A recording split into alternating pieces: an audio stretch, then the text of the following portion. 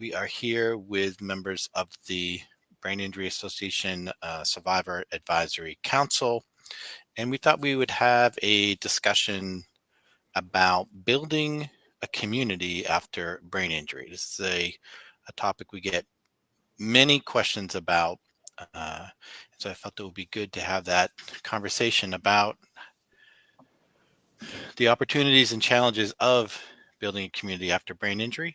So I'm just going to jump right in and start kind of asking some of the questions to the group. So feel free to answer as you see appropriate.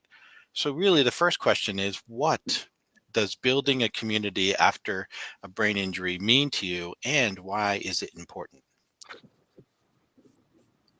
I don't know if anyone wants to jump in. I'll jump in. All right.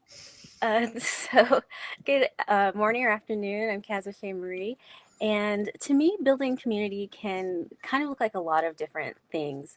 It could be in person, it could be, virtual, but to me, community really just means the ways that we come together as people.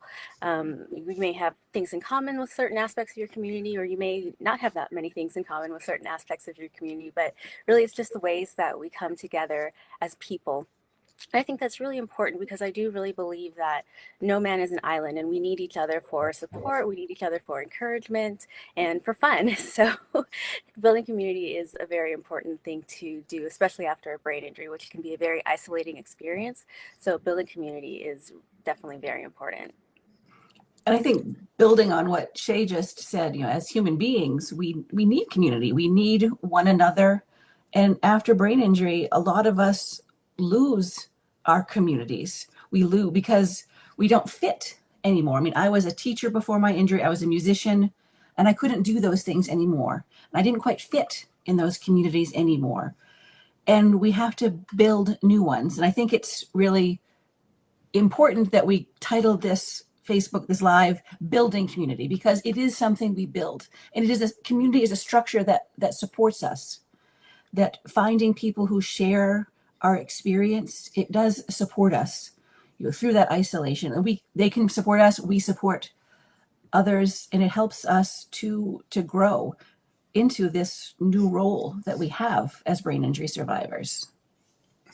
And we obviously all need that during the good times and everything, but when you go through something traumatic, whether it's brain injury or any other event in life, I feel like we all tend to feel extremely isolated.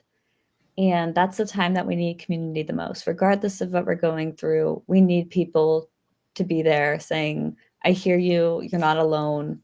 Even if it's just distracting, even if they don't have something similar going on in their lives, it's just so important because I feel just, sad situations, we're automatically feeling so much more isolated, let alone, like Carol said, when so many of these things were taken away from us, we might be housebound. There's just so many different social situations that we can no longer attend, and we need it so badly just to get through the day, really.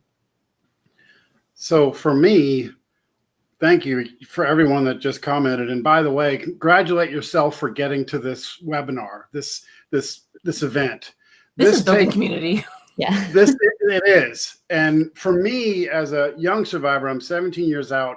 If I wanted to tell somebody where to be in their world on this, is to get extra time on your schedule. Yes, it takes 20 minutes to get to a hospital where the support group is, but to get into the support group takes another half an hour for a survivor, because we get lost and we run out of steam and then we need food. So gather up all that energy, the food, the water, the rest, the hour to get there, even though it might take 20 minutes.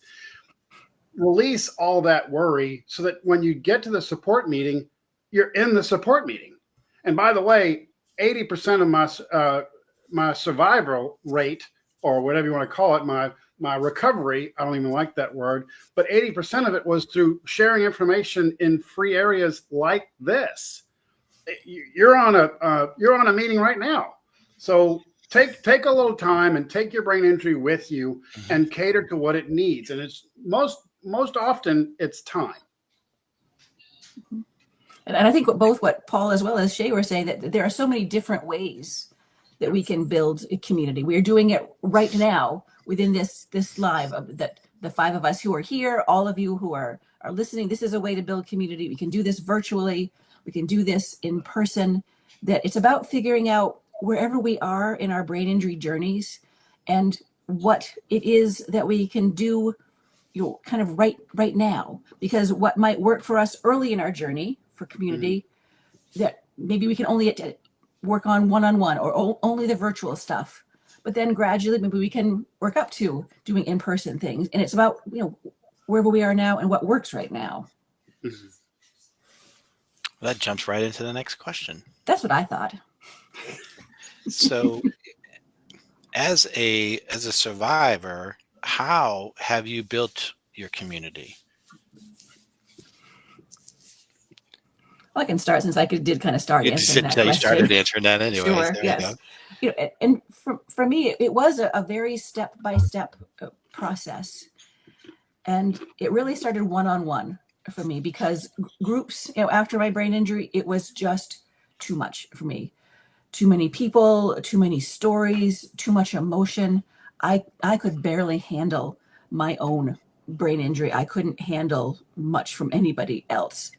But I was going to brain injury rehab, and I met one other survivor, and her story was similar to my story. She had been a teacher too, and we started going to lunch together once a month, and that we shared our stories, and that helped me to feel not so alone. I think all of us talked about that not feeling alone. I think that's one of the biggest things about building community, is it helps us to feel not alone, and we so need that. And then the next step was eventually joining a support group. I tried one, did not work for me. Eventually tried a second one that was more people who had injuries that were similar to mine. I could see their stories in my stories. I actually now lead that support group. Then somebody in that support group, I don't know how she wanted to write. She knew that I liked to write. She said, "Carol, you want to form a writing group?" There were a couple other people that we wanted to write. She wrote a book. I wrote a book. That we created a community kind of writers from within that group. We created from that group. We created a community of others of us who wanted to do education. We did presentations together. I started going to Brain Injury Awareness Day. Met all of you, and joined this group. And my community grew from one to my local area to national, knowing survivors all across the country. And it is that one little bit at a time, and that by hearing each other's stories, you feel less alone, and that there can be a path out there for you. For me, I actually did not have any energy to go out and find other brain injury survivors at the beginning. I could barely leave bed. I was feeling so horrible that I really didn't try and didn't have the energy to find support groups or anything like that. And so I tried to work really hard to keep the relationships in my life that I already previously had. And for me, and I think for almost, I'm not going to say every brain injury survivor, but for most of us, I feel like we've lost a lot of personal relationships over a brain injury, whether it's convenience, we're no longer going to work, we're no longer, able to do the same social activities, but it's very painful and it's extremely difficult to get through. So when I was building my community, I think something that was difficult for me that I didn't even realize at the time was that it was really hard for me to sort of keep reciprocal relationships. It was really hard to, make sure I was checking in and doing just as much friendship as they were doing to me. So they would ask, "How are you doing?" And I was like, "Oh, horrible," and it was difficult, like I was in university when it happened and I had to drop out, and hearing about like how stressful it was to have to be studying for an exam that day. And I would get jealous. And I know that's embarrassing to admit, but I would get so jealous. I was like, I would love to be studying for an exam. And I would love, like a lot of people lost their jobs and they would love to be complaining about a stressful day at work. But I think once I realized what I was doing, I think that helped a lot. And it also is hard on the opposite end. People don't want to complain. I feel like even now, I'm 11 years out. If someone complains that they have a headache, they get nervous and they're like, oh, you've had a debilitating headache for 11 years. I'm so sorry I'm bringing this up. And it can't be, like, I don't own headaches. I want to hear about your problems. I want to, be your friend and hold your hand through your tough times too. And that was definitely a struggle for me working through and building the community of the community I already had. Yeah, I for me, personally could not stop going and finding other communities because I was alone. I was told I was alone. I was told that I was not going to get over this. And now I had a plate of bad news to deal with. So I had to get to institutions, organizations, universities. And I found over and over again, I kept saying, oh, is that so? Is that how that works? And it was lighting me up to realize, hey, swallowing is a thing after brain injury. I didn't know that. Migraines, that's a thing after brain injury. I didn't know that either. And quite honestly, I was in denial for at least 2 years just because I looked fine. I could get away with that. And boy, was I doing myself a disservice. But to show up and be around other people that get it is very rewarding. And I speak from personal experience. Mm-hmm. It's interesting that each of you had a different route on how you connected. Every and I brain's had, different. Mm-hmm. yes, I also had kind of a different experience as well in building community after sustaining a brain injury. And it was interesting because even though I consider myself to be more of an introvert, I really prefer in-person kind of interactions. But through the course of my brain injury recovery, even now 7 years out, I find that kind of what was previously mentioned by the rest of the team, that sometimes, after I do the things that I have to do, I don't have any capacity to do the things that I want to do, which includes spending time with my friends and things like that. And so a lot of the ways that I've been able to build community was actually online through virtual interactions, because I share a lot of my journey through content, through social media, just being able to find other survivors and share ideas. I interact with brain injury survivors on a daily basis. And so that's been really great for me to learn, to interact, to encourage each other. And so, again, building community doesn't have to be something that's overly complicated. Figuring out in what ways it's going to work for you. And for me, especially in this time, doing it virtually has been really a game changer. Indeed.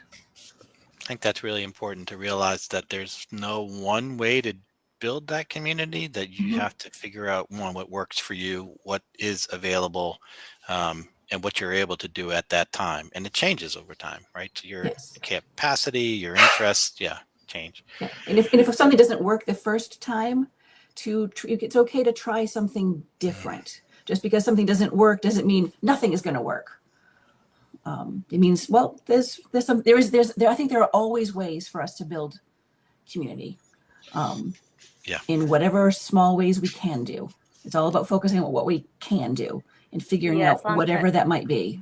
Yeah, absolutely. On that note, I think it's really important also to not kind of beat yourself up over it, because at times I have done that, like, oh, I should be calling my friends. I should be doing more to put myself out there. And so it's important during your journey, do what you can. It's whatever you have the capacity to do. And I love that saying. It's something like, do what you can during the day and then be done with it. So don't carry that with you. Just whatever you're able to do, that's perfect. And you're doing a great job. So don't beat yourself over what you feel that you're not able to do. Right. Because some days what we can do is spend time on the couch. Which also brings up the point of the folks that are around me don't see it. And that can allow me the opportunity to just let it go. And I just want to reiterate, own your brain injury. Bring that awareness with you. Give yourself extra time. Give yourself grace for the fact that you had an event that changed the way your brain works. So give that extra time. Give that grace. We're all here to support you. That kind of ties into the next question. I didn't do that on purpose. Well, how has having a community benefited you or affected you?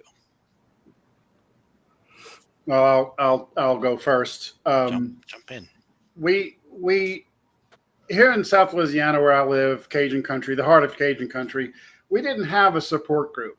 And what we ended up doing is having a support group where everyone else out of the medical community came and talked to us about swallowing, about sleep, about everything that we could ever imagine that helps this.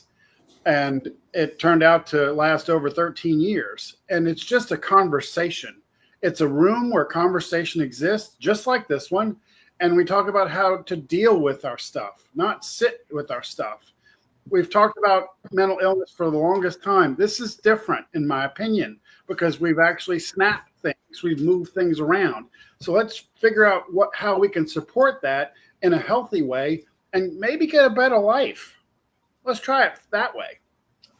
So there's an idea for you. Did it for 13 and a half years. And now we're moving on to online, like you just mentioned, because we're still in need of help as a community. So yes. Sorry. Okay, Yeah, like I was talking about earlier about losing people in my life, it was really difficult. And, as Paul said, and I'm sure a lot of people in the audience here understand, when you look fine, and a lot of people don't know that much about brain injury, they don't know that much about like what is going on. And there's a lot of comments saying, is it really that bad? And then you start to internalize it, and it feels absolutely horrible because you need that support. You need people saying, I believe you, I see you, I want to spend time with you, even if it is, just staying on the couch all day. Like, I want to be there for you. But I feel like a lot of us don't necessarily always have that. And the loneliness and the losing people is so extremely difficult on top of already, going through what we're going through with our physical and emotional symptoms. It feels unbearable at sometimes, and it's just so extremely difficult. And I would say that having community, once, the first few years where you really do lose, I mean, for me at least, I lost a lot of people in my life. Once I had those people who have shown me that they will stand by me, it strengthened my relationships with them so much. And, just being able to hear them say, I believe you, I'm here for you, it made me say like, oh, yeah, this is bad. Like, what I'm going through is horrible. I do deserve that support. I do deserve, that affirmation that what I'm doing is pretty great. Like, even when I feel at my lowest, it can be really hard to congratulate yourself and be like, I woke up today. Like, I did this today. The teeniest celebrations, it's really nice to have people remind you of that was a victory, even if it felt like nothing. Yeah, having people who get that on those bad brain days, that when it's like when putting my socks on today was a really big accomplishment, or figuring out how do I make breakfast, or somebody to text and say, I am having a bad brain day, and somebody who gets that, who can say, I hear you, just do your time on the couch, it's okay, tomorrow will be a better day. And having those folks who get that, who don't judge it, who aren't going to say, well, just try harder. You're fine. Just keep going. Just push through it. As we all know, those bad brain days come. We have to take care of ourselves. We need to do what our brains need. And having community can make those we can't stop the bad brain days, but they can make them more bearable. And then, for me, having a community of survivors that I do things with, whether that's education activities or writing, then I feel like I lost my career, young in my 30s.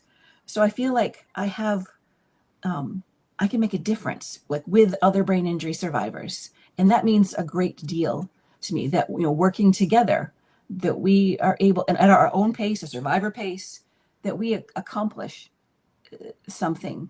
And that means a lot to me, that we support one another, as we do that, in our own way, in our own at our own pace. That Just means to a ju- lot as well. Just to jump in, is in a lot of these cases, like I said, we ran a support group for a very long time, but in that process, I found folks meeting each other as family. Mm-hmm. They weren't family, but now they are, because now we share that common bond of we've been there, we've done that. Now what do we do? We can help the next person out. Let's do that. Mhm. Mm-hmm. Yeah, absolutely. I've benefited greatly from building community as a brain injury survivor, especially I'm someone I would describe, I tend to not really share my feelings even before the brain injury. It just wasn't something that was a part of my personality. And so that kind of continued after the brain injury as well. And as well as it was really difficult for me to learn how to, I guess, depend on other people for help and things like that. But Yes. going through having a brain, I mean, going through life in general, you have to be able to do those things. You'll be much better off if you learn to do that, but especially after such a traumatic and life altering experience as acquiring a brain injury, you need to have people there to support you emotionally. You need to have people there to bounce ideas off of. And I would say probably most of what I really learned about brain injury, as was previously mentioned, was from interacting with other survivors. And so had I not taken those opportunities to go to the events, my local association holds different social events. We just had one last week. It was really fun. We got to make our own lipsticks at Lip Lab. But, you know, just getting to talk about symptoms and things to go like, oh, okay, so this is actually related to my brain injury. I had no idea, and things to look out for. And so just as previously mentioned, you know, being able to talk to people who understand and who validate you, who you can just go to and say, today has been a really rough day, and it's been a lot of really rough days, and they understand and are not going to give you those negative comments or say, oh, but you look fine. It's like, well, I appreciate that. You know, I try to look fine, but you know, I don't feel fine. So having that community, just those interactions has benefited me greatly, from the support, both emotionally and then just the knowledge as well. Excellent. So, on the flip side, what have been some of the challenges in building your community? What are some things you've come across you didn't anticipate? I think it's a risk to put yourself out there, because building community, it does require that we put ourselves out there. We put our stories out there, and you never know how is somebody going to react. What are they going to say? Are these my people, or are these not my people? The very first support group that I went to, this was not my group. It was a room full of people crying, and I'm like, okay, nope. And it was like, I can barely handle my own emotions at this point. I cannot handle this. Is not quite right. That that was a risk. And I didn't go to another support group for quite a couple of years, because it was like, I don't know if I can handle this. And just the symptoms of brain injury, I think Kelly mentioned that reciprocal thing, that, you know, like, I want to be able to be there for other people, but sometimes brain injury means I'm on the couch, means I can't always do what I want to be able to do, to call another person, to make the plans, to show up for the plans, and brain injury gets in the way of things, and we need people to understand that flexibility. Those are some risks. Yeah, I remember absolutely. going to a couple of meetings here in Louisiana, and the first two meetings, the person who was managing the meeting walked up to me and said, "Now, are you a survivor?" I said, "Yeah, that's why I'm here." "Yeah, I would have never known." "Okay, thank you. I'm going to go to the next one now, because you can't see me." It's not anybody's fault. It's the way this stone's been rolling for the last several decades. Try not to be offended. They're not on the same page. Go to the next one, or start your own like we did. Yeah, and as Carol mentioned, I really think one of the biggest challenges is that level of vulnerability that it takes to build community. And when you have a brain injury, you're already feeling vulnerable in so many different ways. And so to add something else, to have to put yourself out there and to be transparent and to show up as your authentic self rather than trying to be who you were or not to show your symptoms or how you're feeling. It does take a level of vulnerability and bravery, to be perfectly honest. And so that can be a big challenge. And then also, again, just that physical capacity. Many times I've made plans and then the day of had to cancel, and that doesn't feel great. It doesn't feel great for me, and I'm sure it didn't feel great for my friends either. But that's the reality of living with a brain injury, that you may start the day a certain way, but as the day progresses, those symptoms are just going to continue to worsen and flare up to the point that you're not able to do those things that you'd like to do. So it's definitely a combination of that vulnerability and then also the physical capacity can be challenges. Yeah, and for me, I know Kaz O'Shea talked a lot how embarrassing and vulnerable it is to ask for help. That was very difficult. I also felt that, just as humans, it's a lot easier to remember the one negative comment versus, the 10 or 20 positive comments. And, you can really dwell on that and it can really take a toll on you. So that was difficult. I also felt that I had some difficulties with online support groups, because everyone is definitely trying to help each other. And if a medicine or a treatment worked really well for them or was really terrible to them, they want to protect others. And they say, you have to do this, or don't ever try that method. It's horrible. It'll ruin your life. And they really are being protective, but it's very overwhelming because what works for all of us is going to be very different than what works for other people. And just being able to, go through those comments and ask for advice, did this work for anyone? But also being able to filter out that, the people commenting are most likely having either extremely positive or extremely negative results with that treatment, because we want to protect others and we want them to get better. So that was something that took me a little bit to learn, just to have that in mind. One thing to add to that, good point, Kelly. And one thing to add to that is if you can find 3 people that are saying the same thing about what your issue is, it might be closer to being true than not. In other words, I'm not going to take one person's answer. I'm going to take several people's responses to my question and sort that out as, now what part of that applies to me? Mm-hmm. And that's what I wasn't taught in the rehabilitation part of my journey, because that wasn't something on the list. Now it is. Discern which one is going to work better for you. If you're diabetic, probably the product that has sugar all over it's not going to work for you. It's almost that simple. But patience and persistence. Definitely.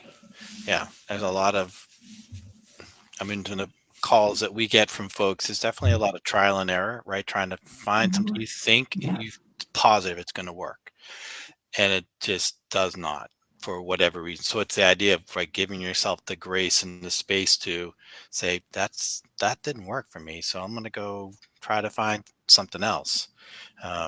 And as Kelly said too, it's important to hear other people's experiences, but not take them as gospel, as that's all right. Well, that's one person's, that's helpful. It's helpful to know, but it doesn't necessarily decide for me kind of what the next step might be. Mm-hmm. So last question, probably one of the more important questions. So, what can survivors do to start to build their own community? What are some things that folks can do? I'll go first. We can throw a party. We can have a barbecue cook-off that invites folks from the TV show about barbecuing, and we grew it from 6 teams to 28 teams. And the heads were reeling all day. We did this 4 years in a row, and they didn't know what brain injury was. None of them did. So I just kept repeating my story. I think it was probably 10 times that day. But folks walked away with the understanding that, hey, concussions count. That's great. We did our job. Another thing that we did was our meeting. Another thing that we did was a Better Brain Expo. and we brought everybody in from all around the medical community, except for those that work in the hospital per se.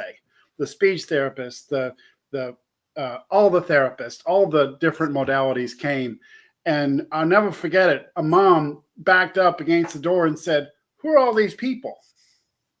I said, "These are the people that help folks that have brain injury." Well, it didn't tell me about this and where I was. Like, he got it now. And it was very popular. You may call it wellness, but we called it Better Brain Expo, calling it out for what it is. Just a couple examples. Thank you. And I think some of what Paul is getting at is like focusing on what it is that we can do. Like I know somebody in one of the groups that I lead that she couldn't drive very far, but she wanted to do art, and she had met some other artists. So because she couldn't get to them, she invited them to her house. So it's kind of like making do with what we have, figuring out, well, what are my interests? What would I like to do? And that we've been talking about that. What can I do? That we take things one small step at a time. That, the idea of building community, it can seem like this ginormous thing, but like that expression, how do you eat an elephant? One bite at a time. that you identify one small step. And one small step at a time, and things build. Community can build. So it's like, you know what? I'd like to join a support group. I don't know about support groups. All right, I'm going to call the Brain Injury Association. I'm going to find out where support groups are in my area. There's one small thing. And I mean, everything in my life as a brain injury survivor has grown from one small thing at a time. And just that little bit at a time, that whenever I would look at the big picture of something, overwhelm. And then I freeze because I don't know what to do. Yeah. But if I just take it, all right, I'm going to do this what can I do? One small thing. Then it's what next thing can I do? One small thing, and then it grows. And I think that's how we find our power as survivors. Indeed. And cherish those tiny little increments. Cherish each and every one of them. Each and every one of them. That brain will respond because you're putting positive into it. Mm-hmm. Yeah, I think basically you guys said it so well, but again, just going back to in a nutshell, that it's finding out what works for you. It can look like a lot of different things. For me, some days community is just my family, my mom, my dad, my son, and my brother, and that's all that I can take, and that's all that I can do, and that's what it is, and it's perfect, and it's supportive, and it's beautiful, and that's what works. I know sometimes it can be really difficult to be a brain injury survivor in a not brain injury survivor world. It could be very exhausting to be in those spaces that are not specifically for us. But at the same time, if there are certain things that you are interested in, it's okay to join those groups, those art groups, or those, whatever your capacity can take, join those groups that are not specifically for brain injury survivors, but to go in and say, hey, I am a brain injury survivor. I can participate in this way. I may not be able to do everything, but if you want to go to yoga classes, you can tell them, this is my situation. This is what I can do. This is what I can't do. And it's okay, again, to give yourself grace and to have that vulnerability and bravery to say, this is where I'm at, and this is as much as I can do, and this is what's going to work for me in terms of building community. And then again, I always preach the virtual aspect because a lot of us are housebound much of the time. And so that's really going to be the only way that we can get those interactions is online. And that's okay. Again, whatever is going to work best for you, there are practical ways to be able to attain those interactions and building that community. I would also say that with things online or even in person, don't be intimidated by others. I remember I was looking at different, brain injury resources, and I would keep seeing the same names, and I was like, oh, I can't reach out to them because they're probably so busy and they're so successful at this or anything. There is no difference between us on this call and you. We all want to support each other. And if you reach out to an organization to either volunteer or, get to know people and they don't respond, don't take it to mean it's about you. It's because, we're all working on very limited capacity. It's not about you. Everyone would love to have you, and, everyone's arms are open wide. But some of us, we can't respond to everything solely because, we also have our limits, but it's not because you were rejected. So don't live in that rejection. Just reach out to someone else, reach out to a different organization or a different community. Like Carol, she tried out different support groups, and just because one didn't work doesn't mean that the other ones won't. Yeah, and also with trying different activities that I would have normally never done, I think that helped me a lot. I am horrible at art, but then I wanted to go out and do classes and so I would set different like protections. So instead of being stressed out, like I went to a pottery class, I was like, oh, I will be so stressed that it's going to look ugly. So I was just like, whatever I make, I'm going to throw against a wall. Like after this, I'm going to shout. And then I can just have fun. This ugly piece would not stay in my my room. I could meet people. So yeah, just allow yourself, grace to try new things. Don't expect perfection. Allow yourself to be bad at things, but put yourself out there, and then it really pays off. The only thing I would add to that, I'm sorry, interrupting again, but only thing I would add besides grace is maybe have a snack beforehand, maybe take a nap beforehand. We laugh only because it's true. We all do it, but we need to remember to get your protein up, get maybe a piece of chicken, maybe take a little nap, definitely have some water. And I would have to do this before every meeting because here I am running it and I'm a survivor. So prop up. I had a nap and a snack before this live. Yeah. I had eggs. That's just how it works. I think that's a good point about the idea of being mindful of how much like energy and attention it'll take to do something, like preparing for it, like recognizing, okay, this is going to take a little bit, and I know I'm not doing much the rest of the day. So, it's the idea of kind of being mindful of what you're going to try and attempt and trying to prepare as best you can for it. Increases the chances of success, right? So, but like I said, as you have all said, I think it's important for folks to hear this is that you're going to try things that will not work. You're going to find yourself in situations like this is not the place for me. And so listen to that little voice in your head, right? Listen to your gut saying, something's not right. And so you can regroup, trust the process, right? Trust that process of trying to figure out what's the next place to go. What's the next thing to try? Rely on others, listen to what people say, decide for yourself, try something, and start to slowly kind of build that community, right? Try to find things that are going to work for you. And I think as each of you have kind of alluded to, as you're able to kind of find things that work for you, you find you're having more energy to give to others, right? To pay it forward, to pass it on, to get others involved in it. So that's kind of what the process looks like. So be mindful of that and aware of that. I thank each and every one of you for coming and sharing a little bit of your story. We hope this is helpful information for the folks that are watching now or may watch unrecorded.